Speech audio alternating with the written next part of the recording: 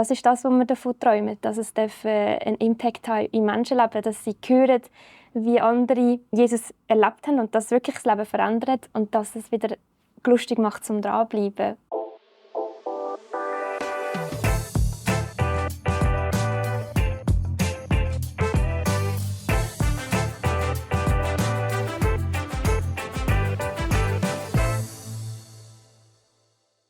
Herzlich willkommen hier im LiveNet-Talk, wo es natürlich wie für euch auch ein paar Grad wärmer ist. Also wir sind da zusammen dran in dieser Hitzeperiode, die wir im Moment erleben.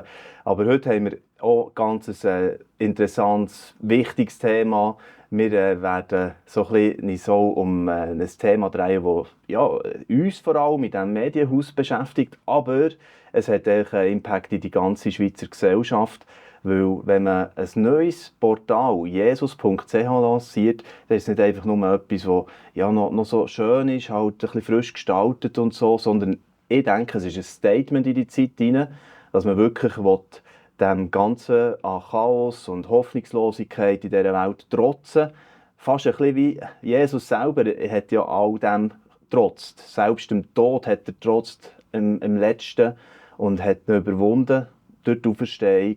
Und für das soll ja unser Portal auch letztlich stehen, für immer wieder, wir können auch weitergehen, wir können überwinden mit dem Jesus, der an unserer Seite ist. Also ihr spürt schon, ich werde sicher als Geschäftsführer ein bisschen versuchen zu bändigen und einfach vor allem den beiden Gästen die Bühne auch das Wort geben, weil sie sind auch die hauptsächlich das geprägt haben, jetzt, das jesus.ch-Portal, allen voran Anina Bär, die die Leiterin ist und auch die Redaktion prägen jetzt von diesem neuen Portal. Herzlich willkommen dir. Merci vielmals, Flo. Und natürlich ist es so ein Fest innerlich, einfach auch Gratulation gleichzeitig. Und wir sind hier in Feierstimmung im Moment so mit dem Team, weil wir einfach merken, ja, da ist etwas nach längerer Zeit jetzt wirklich entstanden und hat können, rausgegeben werden, scharf geschaltet werden. Und das ist schon immer sehr besonders. Auch dabei ist der Kuno, Pfarrer, und hat Connect in Zollikofen als Gemeindeleiter und er hat auch die theologische Linie definiert für das neue Portal. Also willkommen auch dir, Kuno. Merci vielmals.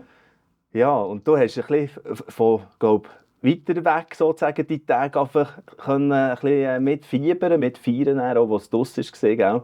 Was ist dein erster Eindruck? Hey, ich bin begeistert, ich war schon lange begeistert. Es ist so wie du feierst her, oder fieberst her, so wie auf einem Geburtstagsfest vom besten Freund. Du denkst, hey, und dann willst du wirklich alles geben. So. Und das war so der Moment, wo du geschrieben hast, hey, jetzt ist es online. Und das dann zu sehen, zu merken, hey, da darf mir als ganze Gruppe dem Jesus einfach nochmal eine Präsentation geben in unserem Land. Das begeistert mich total. Und wir haben ja wirklich, das ist mir so auf dem Herzen, also das mit dem trotzig eben herstehen und einfach, wir haben wie den Mut zusammen auch gefunden, um zu sagen, hey, aber Jesus braucht ein neues Portal. Warum hat er ein neues Portal eben nötig, Nina?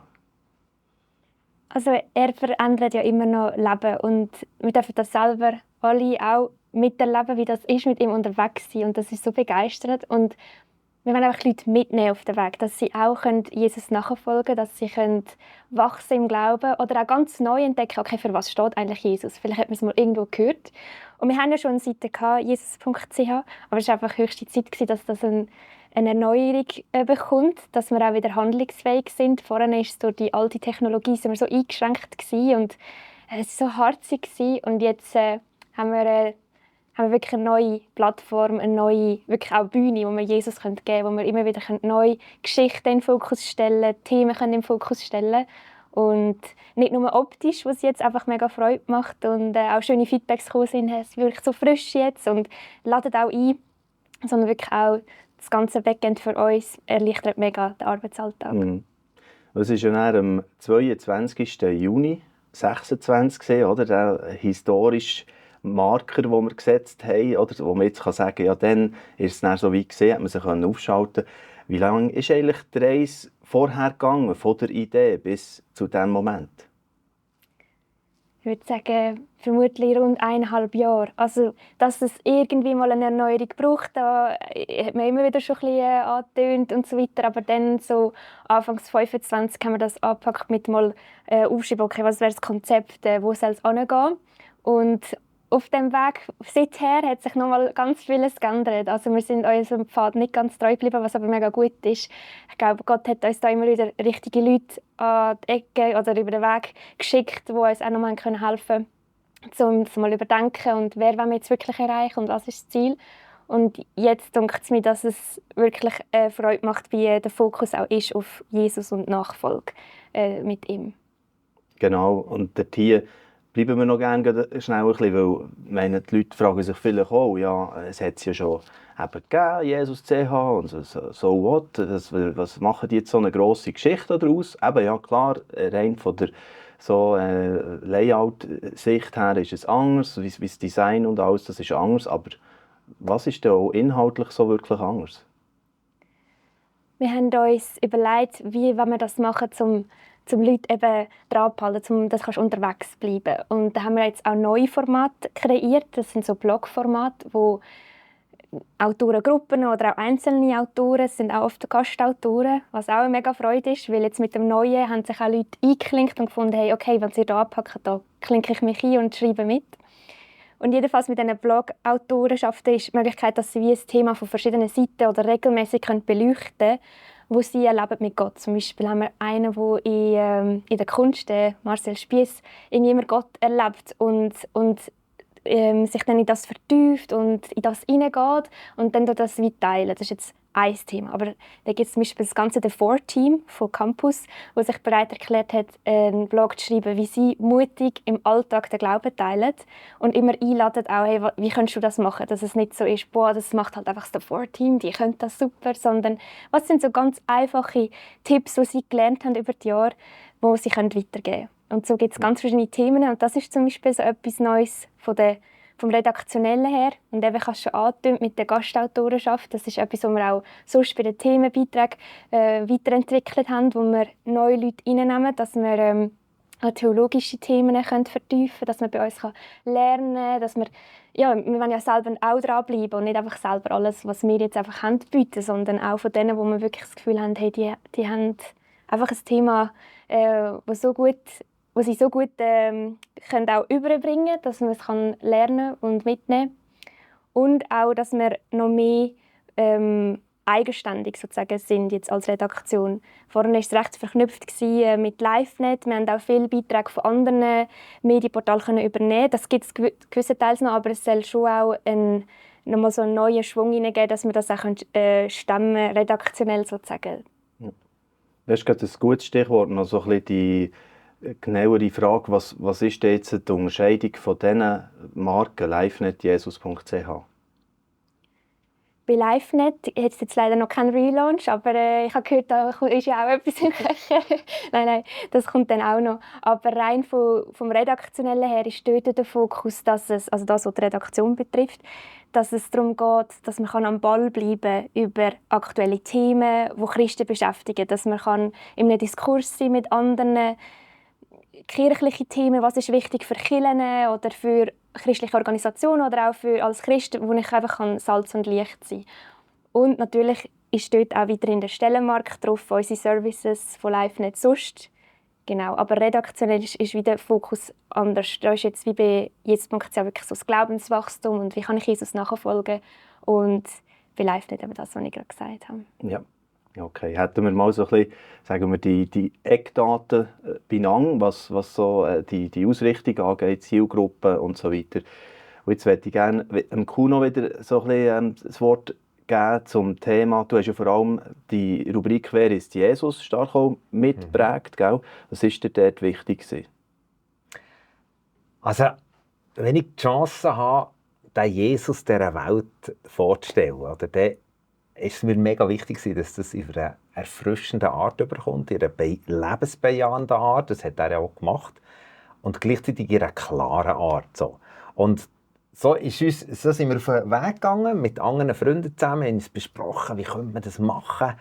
Einfach immer Stimme zu geben oder eine Vorstellung, weil ich merke, es gibt so viele Menschen im Moment, die wie innerlich geweckt werden, die denken, hey, der Jesus, das muss ich mal noch austesten. Und dort auf eine Seite zu kommen, die der Jesus dann repräsentiert wird. Und das wünsche ich mir von Herzen, dass das hoffentlich gelungen ist oder uns noch besser gelingen kann oder wie auch immer, dass wir ihn einfach gross machen. Es war mein grosses Ziel, wenn Menschen darauf gehen, dann sollen sie am Schluss sagen, hey, der Typ fasziniert mich, der Jesus. Hey, ich muss noch mehr wissen. Und dann dürfen sie reintauchen und es hört fast nicht mehr auf. Oder? In diesem Jesus.ch. Natürlich hat es ja nicht, am Schluss ist ja nicht eine Frage von Wissen ansammeln oder hören, was andere erleben. Am Schluss musst du es selber erleben. Aber auch den Aspekt, hey, immer wieder den Ball zurückgeben an den, der es schaut. Hey, was ist das jetzt für dich und was sind deine nächsten Schritte? Und so, ich kann mich noch besinnen, so in den Startmomenten, oder habt darüber austauscht, eben noch Dave Wörle, der jetzt so drin ist und so, der Männer Laser eben von davor und die da noch mitdenkt haben, da hat er so von diesem Bild geredet, ja, es ist wie beim Daten, oder? Eben, ist das jetzt auch so gekommen? Ich würde sagen, so, das war so ein bisschen die Grundlage, wo wir gesagt haben, da gibt es Leute, die kommen drauf auf eine Jesus.ch-Seite. Wenn du auf eine Jesus.ch-Seite gehst, dann hast du ja ein Ziel. Irgendwo willst du dich informieren, irgendwo bist du neugierig. Und das könnte man schon so, da hat sich innerlich etwas ja schon mal bewegt. Das wäre wie ein Bild, wo Menschen wie zwischen Mann und Frau, wo es eine Dating-Phase gibt, wo man sich kennen. Und dann geht es einen Schritt weiter. Und da haben wir auch geschaut, wie können wir das machen, wenn Menschen einen Schritt weiter gehen wollen, nämlich eine Beziehung festmachen mit dem Jesus. Und was bedeutet denn das? Da haben wir auch Videos dazu gemacht, wie kann man Menschen helfen und was sind konkrete Eckpfeiler, die man einschlagen kann. Und dann, nach dieser Phase gibt es ja den Moment, wie zwischen Mann und Frau, wo du sagst, ja, jetzt wollen wir aber heiraten, jetzt wollen wir all in gehen. Und das wäre wieder ein Moment, auch, wo du total in eine Gemeinschaft hineingehst. Und natürlich die Gemeinschaft mit Jesus drückt sich dann in die Taufe aus, aber auch die Gemeinschaft in der Kirche. Und so haben wir versucht, diesen Weg zu gehen. Und aus dem heraus multipliziert sich ja etwas. Also heiraten ist die nächste Form, ist dann Familie gründen. Heisst, hey, ich muss unbedingt anderen sagen, du musst dich mit dem daten. Das ist das Beste, was kann passieren kann. Das war unser Wunsch, so diesen Weg mit Leuten zu gehen. Schön. Hey, und lasst uns doch jetzt noch gerne den Leuten einen kleinen Eindruck geben, die vielleicht schon länger nicht mehr drauf waren, jetzt das Video aber anschauen, so der Vorher-Nachher-Moment, oder? Das ist ja immer spannend. Logisch, der bringt man etwa in den Lebensgeschichten, wo wir weiterhin auch drauf haben, God-Stories, oder? Vorher, und dann haben sie Jesus kennengelernt, das läuft ja lange nicht immer so klassisch, aber hier können wir es machen bei den Webseiten, wie sich die so von Evolution ergeben haben. Und wir haben nämlich, kurz bevor wir scharf gegangen sind, am 22. Juni noch ein paar Screenshots gemacht. Also so hat es vorher ausgesehen. Kann man da kurz ein bisschen einblenden, das ist so ein bisschen die Startzeit und wie das nachher hat gewirkt vorher. Und jetzt sind wir eben im neuen Zeitalter angekommen und da könnt ihr euch jeden Tag selber überzeugen, rund um die Uhr, wie sieht das jetzt aus. Aber auch hier kurz ein Eindruck, jesus.ch, wie es jetzt neu wirkt. Und ist es das, was du dir erträumt hast, Anina, dann, wo weisst, unterwegs, was du jetzt siehst, was du jetzt erlebst? Oder es geht ja immer weiter, ein Webseitenprojekt, sagst du ja gerne, oder? Das ist so. Also es ist eine mega Freude. Ich glaube, wir sind mal an einem Punkt, wo wir nie hätten gewagt, von dem zu träumen, wie es jetzt gekommen ist. Also ich finde es wirklich so cool und bin so dankbar, eben haben wir mit den Leuten zusammenarbeiten, die das auch mit ermöglicht haben, dass es so aufgeräumt daherkommt, so frisch daherkommt mit diesen Farben und eben es auch gerade so am Anfang auch zulassen, gerade mal einfach so einen Spruch für Jesus irgendwie drauf zu bringen und nachher kannst du dich eintauchen und kannst weitergehen. Und natürlich haben wir noch Ideen und jenste Sachen, die wir noch nicht angepasst haben, die wir aber noch machen wollen. Und wir noch jetzt schauen können, was sind jetzt gerade die nächsten, die wir anpacken. Weil, wie du sagst, das Webseitenprojekt ist nie abgeschlossen. Und gleichzeitig, ja, von dem, was ich träume, das spürt mich jetzt vielleicht noch nicht so. Also ich träume schon davon, dass Leute neu angesteckt werden können, dass sie begeistert bleiben von Jesus oder auch nochmal neu, dass auch für sie irgendwie etwas mitnehmen. Also weißt, dass es am Schluss in den Herzen etwas passiert. Und das erlebst du jetzt gerade noch nicht mit, jetzt nur von, siehst du, okay, wie sind vielleicht schon Klicks oder hörst gewisse Feedbacks, aber das ist das, was wir davon träumen, dass es einen Impact haben im Menschenleben, dass sie hören, wie andere Jesus erlebt haben und das wirklich das Leben verändert und dass es wieder lustig macht, zum dranbleiben. Und da träumen wir noch ein bisschen weiter, ja. Sehr cool. Hey, genau, lass mich noch schnell so eine persönliche Frage stellen. Vielleicht wären so 2 oder 3 an dich einfach. Was hat es eigentlich dir so Neues gelernt in diesem Projekt? Du hast ja auch eine richtig krasse Veränderung eigentlich durch das, eine neue Verantwortung, die jetzt ist dazugekommen und gewisse Sachen, die jetzt im LiveNet-Team vielleicht wie loslässt und andere ergreifst eben voll mit dem Jesus-CH. Was du neu über Jesus vielleicht durch das in der ganzen Herausforderung gelernt hast, oder was hat es gemacht mit dir? Das ist wirklich mega viel, was ich da jetzt erzählen könnte. Also es ist sicher gerade noch so ein bisschen ein Prozess vom Neuen anpacken und eben das Alte nachher oder gut irgendwie zu büscheln. Und ja, nur schon das, dass es mich neu begeistert, überhaupt eine Webseite für Jesus.ch zu machen. Also eben ganz am Anfang mal noch, das war noch voran und dachte, wow, Jesus.ch, was machen wir überhaupt mit der Domain? Schaffen wir das überhaupt? Und dann haben wir mal gesagt, also wir packen es mal an mit dem Relaunch. Und dann bin ich ja dort schon ein bisschen reingekommen. Und dort war aber noch nicht klar, dass ich dann gerade so ein bisschen wirklich Jesus.ch mich so packt, dass ich dabei bleibe.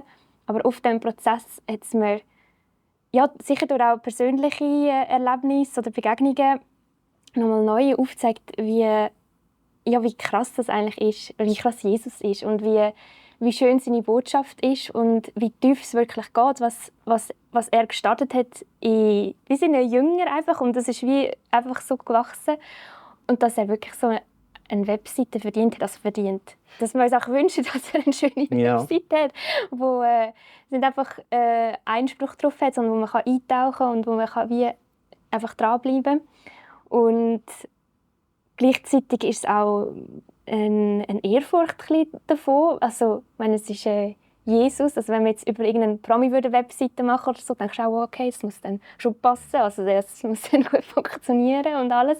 Und dann ist es noch Jesus und es ist auch gerade ein mega persönliches Thema, also Jesus polarisiert in dem Sinne ja auch und da hilft es mir, wie das, was wir auf der Webseite auch schreiben, auch immer wieder selber zu verinnerlichen. Also, dass wir Lernende bleiben und dass wir bei Jesus vor allem mit Lehre gehen wollen. Also, es geht jetzt auch nicht darum, dass wir wie sagen, hey, wir haben es jetzt wie gecheckt, machen es uns nachher. Sondern wir wollen ja genau die Leute einladen, hey, folgt dem Rabbi Jesus nachher. Und da bin ich selber auch unterwegs. Und ja, das ist irgendwie das Schöne, dass man bei ihm, er hat wie genug, also wir müssen nicht irgendwie jetzt selber da irgendetwas vorstellen, sondern wir dürfen jetzt aus dem heraus machen, was er gibt. Mhm. Ja, und da freue ich mich drauf, ja. Ja, das ist so die wichtigste Dimension sicher. Genau, das war für mich auch so schön gewesen, zu merken, wir haben gängig wieder erlebt, Jesus hat wie gängig wieder einen Schritt weitergeführt und Gott hat wirklich die Weichen wie gestellt, dass jetzt das Jesus kommen konnte. Aber auch wir gegenseitig, weißt? Also du musst es ja auch nicht allein tragen. Oder? Darum ist eben Kuno zum Beispiel dazugekommen oder die ganzen Kirchenpartnerschaften, die wir haben und x eben Gastautoren, du hast sie eingangs ja erwähnt. Und ich finde, das macht es ja am Schluss auch schön und wahrscheinlich, das repräsentiert vielleicht auch etwas von dem, oder? Wie Gottes Reich eigentlich sollte Gestalt annehmen, oder? Oder? Was denkst du dazu, auch noch, Kuno?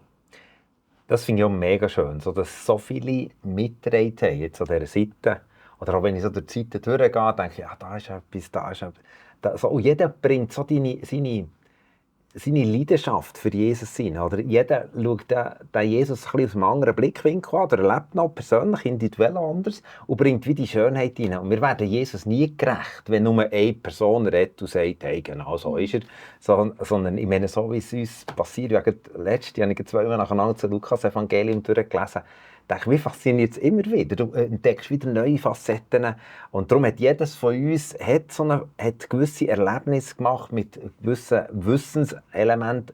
Und dass wir das zusammentragen dürfen. Ich glaube, da drinnen wird ja Jesus auch repräsentiert. Durch das Zusammenbringen. Und nicht einfach, jemand macht es und dann alle anderen klatschen oder finden gut oder negativ. Sondern wir bringen zusammen versuchen wir den Jesus gross zu machen. Das finde ich schon etwas, das zieht sich auch durch die Zeit. Das ist ja dein Verdienst, dass du so viele Leute uns irgendwie integrieren können in diesen Prozess. Ja, und vielleicht kann ich noch dort jetzt einfach anknüpfen, so ein bisschen, jetzt mit meinem Hut auch als Geschäftsführer, einfach auch ein herzliches Merci hier einmal auszusprechen an alle die das auch finanziell haben unterstützt. In diesen 1,5 Jahren rund haben wir wirklich unglaublich viel auch Unterstützung erfahren von ganz vielen, wahrscheinlich einige auch, die jetzt das Video sehen und sich hoffentlich mitfreuen am Ergebnis, das da ist. Und also ganz ein grosses Merci euch allen, die hier Glauben investiert, aber eben auch Finanzen investiert und weiter uns da supporten auf diesem Weg. Also merci vielmals. Ja, ich habe vorher schon ein bisschen so gestartet mit, es ist auch ein Statement in die Zeit hinein, wenn man eine Jesus-Seite hier neu lanciert. Und das ist vielleicht auch das Ehrfürchtige, das du vorhin gebracht hast. Oder? Wir sind nicht irgendein Promi. Wir machen hier etwas und rechnen auch damit, dass nicht alle applaudieren, je nachdem. Also das gehört, denke ich, dazu in die heutige Zeit. Eben von, ja, gerade letzte Woche ein Referat gehabt, wieder so in einer Kirche eingeladen worden, Region Winterthur, über, ja, kann man den Medien noch trauen? Und dann, über Fake News, über Ideologien, die im Moment so überall wuchern und KI und Überforderung irgendwo, wo man her schaut. Und dort einfach ein Portal, das noch sagen kann, und Jesus ist noch der, er ist der gleiche gestern, heute und in Ewigkeit. Oder? Das finde ich schon, es fährt mir schon auch selber ein, zu merken, aha, okay, und er sagt, er ist die Wahrheit. Ja. Wo ist die Frage, gell? Wo ist jetzt die Frage? Schon alles gesagt. Er kann sich gleich nicht ganz zurückhalten, der Flo. Nein, ich wollte einfach das bringen, so dass, was eigentlich für eine Kraft drin steckt, oder? Und bei allem, wo Verwirrung herrscht, kannst du immer noch sagen, aber hey, Jesus können wir gerne noch uns darauf verlassen. Jesus.ch war ja vorher schon eine Seite, die mega besucht war und wir uns manchmal auch gefragt haben, ja, eben, es ist jetzt nicht mehr ganz zeitgemäß, aber irgendwie so die Domain und auch, wo wir mal eine Analyse machen lassen haben, wegen SEO und so weiter. Und dann hat er gesagt, also, warum wir so gut gerankt sind, das ist ein bisschen ein Rätsel. Und SEO ist Suchmaschine für ja, die, genau, die nicht Suchmaschine sagen. auf Google und so weiter. Und ja, ich glaube, weil es einfach es ist einfach schon im Namen inne und ja. Und was wären denn das so für Zahlen, weißt, wenn wir jetzt da mal noch ein bisschen erwähnen, was heisst gut gerankt, weißt, wie viele Leute sind das? Also bei gut gerankt kommt es eigentlich darauf an, wie schnell erscheinst, wenn du jetzt einen Begriff eingibst, wie schnell erscheinst. Und da gibt es auch gewisse Themen, wo wir halt wie schon seit Jahren am Ball, also ich rede jetzt halt einfach von mir, aber ich bin schon seit Beginn bin ich natürlich nicht dabei, aber wo jetzt.ch schon seit Jahren am Ball war und die darum hoch gerankt sind. Und rein von den Aufrufen sind es so zwischen 150 und 200'000 pro Monat, die Aufrufe sind auf den Webseiten.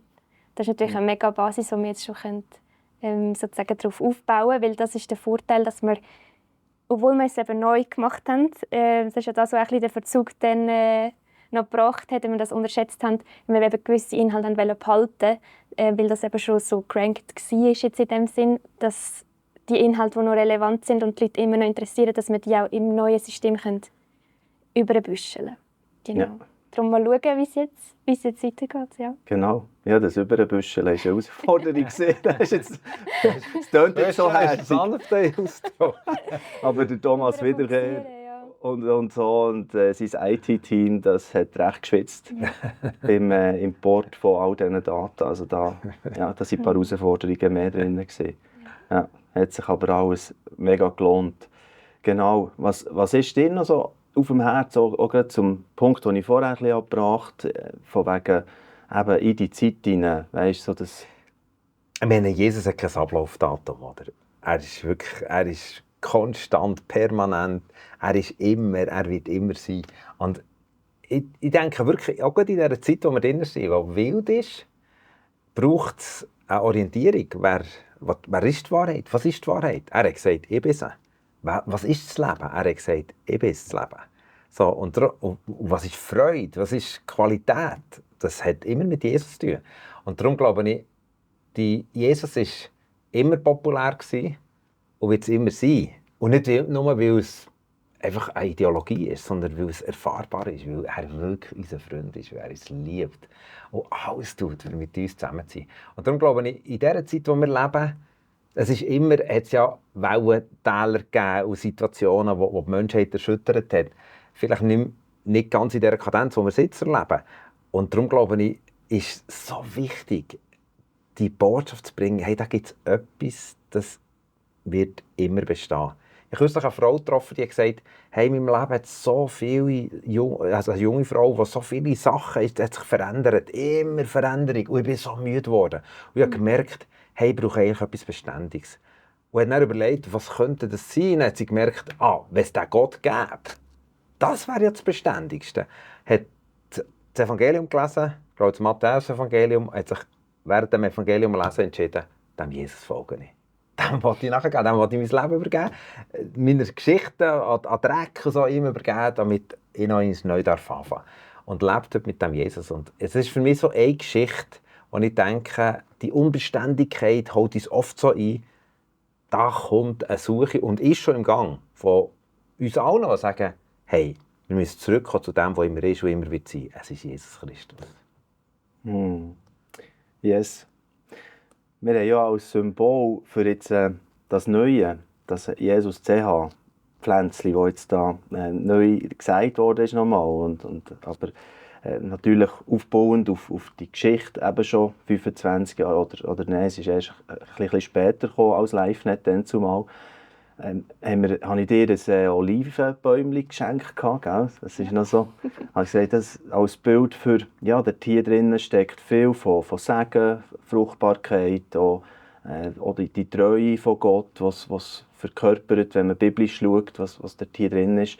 Und dann die erste Geschichte ist ja beim Noah, oder, wo er die Taube losschickt und dann kommt so ein Zweigli wieder zurück transportiert eben von der Taube und wo dafür steht, ja, dass jetzt die Sintflut endet, genau, es weitergeht. Das haben wir erlebt. Also ich weiss, es ist ja immer ein bisschen lustig, die Interviewfragen stellen, aber da kommt schon mit, was das Olivenbäumchen für eine Geschichte jetzt noch hatte. Das ist eigentlich noch lustig, gell? Ja, ist wirklich noch lustig. Also, wir haben uns natürlich gefreut, dass wir jetzt das mitnehmen auf Bruck, also von Bern auf Bruck. Da habe ich es zuerst mal im Zug transportiert. Da hatte ich schon ein paar spannende Begegnungen gehabt, Leute, die einfach gar nicht sich dafür interessieren und einfach halb ins Bäumchen reinlaufen. Andere, die gerade natürlich helfen, das aufzulüpfen und so weiter. Genau, und dann habe ich mir natürlich überlegt, ja, wo geht es dem Bäumchen echt am besten? Weil auf unserem Balkon, es ist nicht einfach ein Bäumchen, es ist eigentlich schon ein Baum, der hier am Wachsen ist. Und rein sonnentechnisch und so weiter. Und dann habe ich meine Schwiegereltern gefragt und die haben gesagt, ja, sie nehmen es gerne zu sich, dann kann es dort mal ein bisschen sein. Und dann haben wir es gebracht. Und es hat schon, im Büro hat es schon ein bisschen Ameisen dran gehabt, am Baum. Aber was wir dann dort festgestellt haben, ist, dass wirklich der Baum befallen ist mit dem ganzen Ameisenbau. Also die haben eigentlich den Topf genutzt, um dort zu wohnen. Und es ist auch alles voll mit Ameisen, Eier und Larven und alles gewesen. Und zum Glück haben wir das noch gemerkt. Dann haben wir es jetzt befreien, eine neue Erde rein tun in einen neuen Topf rein. Aber ja, das Bäumchen, ich kann es jetzt dort mal ein bisschen geniessen nach diesen Strapazen, die es auch schon gab in dieser kurzen Zeit. Genau.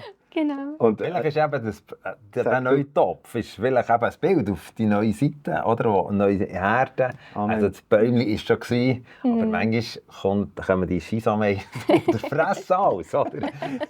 Und das ist gut. Also das glaube ich, ja, jetzt soll das richtig abgehen wie ein Zäpfchen. Genau. Dann können wir noch ein Foto von diesem Bäumchen einblenden, oder, wo es jetzt steht. Jetzt ist es neu umgetopft und, genau, und kann jetzt gedeihen. Und das ist das Bild, das wir natürlich auch uns wünschen, wirklich für das Jesus CH. Auch dort wird ab und zu sicher ein Angriff kommen. Wird es ein bisschen, ja, Leute geben, die da auch Kräfte, die das nicht gerne haben, wenn eben Jesus gross herausgestellt wird, das Licht so wie rausleuchtet in das Land. Das kann man sich immer wieder darauf einstellen.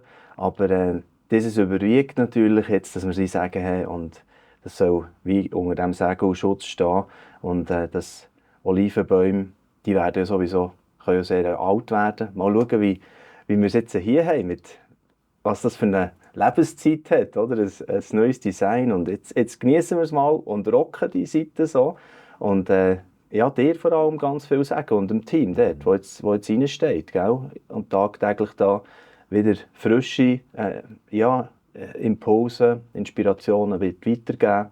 Genau, und danke vielmals auch für deinen Mut, in das hineinzustehen, Anina. Merci vielmals.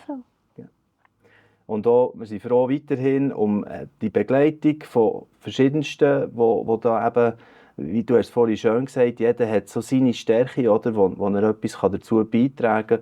Und ich glaube, der strahlt eben das Jesus.ch so, wie das denkt ist. Und auch eure Meinung ist jederzeit gerne gefragt, weiterhin, wenn ihr noch das Gefühl habt, oh, hey, in unserer Gemeinde wäre etwas, wo man auch einmal doch darüber berichten, oder wir hätten noch da und da jemand, der ein Thema hat, das vielleicht für einen Blog mal in Frage kommen könnte, dann könnt ihr gerne auf uns zukommen und euch melden. Danke vielmals noch einmal, dass wir können noch ein bisschen beleuchten, was da genau abgegangen ist und wo wir jetzt stehen. Und ich werde noch aufhören mit dem Vers, wo wir haben, bekommen für das Jesus.ch, das Kolosser 1, 11-12, wo wir haben gesagt, das könnte wie noch so ein Segen sein für das neue Portal. Ich werde das einfach zum Schluss noch jetzt reingeben und lesen, dass das zum vollen Wirken kommen, zur Entfaltung kommen. Da steht, ihr werdet ihn, also Jesus, immer besser kennenlernen und das ganze Ausmaß seiner herrlichen Kraft und Stärke erfahren, damit ihr geduldig und ausdauernd euren Weg gehen könnt. Ihr habt wirklich allen Grund, Gott, dem Vater, voll Freude dafür zu danken, denn er hat euch zu seinen rechtmäßigen Erben gemacht. Zusammen mit allen, die zu ihm gehören, dürft ihr einmal bei ihm sein, in seinem Reich des Lichts. Das noch so als Abschluss. Und jetzt danken wir euch ganz herzlich für das Interesse bei diesem LiveNet-Talk. Heute in eigener Sache, gewissermaßen über unser Nachbarprojekt Jesus.ch. Und geht unbedingt dort hier jetzt eure eigenen Erfahrungen sammeln. Schaut mal, was euch noch auffällt und teilt gerne, wenn ihr begeistert seid von gewissen Blogs oder Videos. Da werden auch ganz viele Videos auf diesem Kanal natürlich produziert. YouTube-Kanal Jesus.ch kann man auch abonnieren und so weiter. Ich mache aber jetzt einen Schlusspunkt. Also, tut gerne weiter forschen und wir bleiben sowieso miteinander verbunden. Danke euch fürs Interesse. Bis gleich. Mit unserer Medien- und Beratungsarbeit setzen wir gezielt Impulse, die das Leben nachhaltig verändern. Lasst uns zusammen in der Schweiz und darüber hinaus einen Unterschied machen.